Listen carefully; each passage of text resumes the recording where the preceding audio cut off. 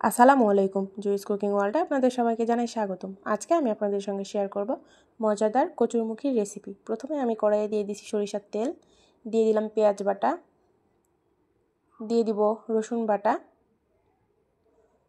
দিয়ে একটু নাড়াচাড়া করে নিব। এখন দিয়ে দিব আমি হলুদের গুঁড়া, দিয়ে দিব লাল মরিচের গুঁড়া, দিয়ে দিব স্বাদমতো লবণ,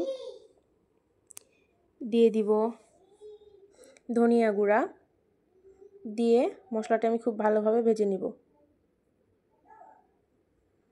সামান্য একটু পানি দিয়ে মশলাটা আমি কষিয়ে নিব।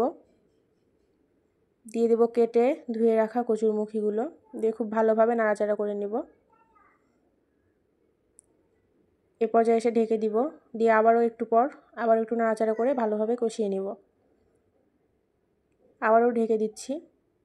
এই রান্নাটা খুবই মজাদার হয়, আপনারা বাসায় ট্রাই করে দেখতে পারেন, আশা করি ভালো লাগবে। দিয়ে দিচ্ছি ঝোলের পানি, দিয়ে আবার একটু ঢেকে দিব। কিছুক্ষণ পর ঢাকনা তুলে তারপর পানিটা ফুটে আসলে আমি দিয়ে দিব ভেজে রাখা মাছ। সবগুলো মাছ আমি একটা একটা করে দিয়ে দিচ্ছি। সবগুলো মাছ দিয়ে দেওয়া হয়ে গেলে একটু নাড়াচাড়া করে আবারও ঢেকে দিব।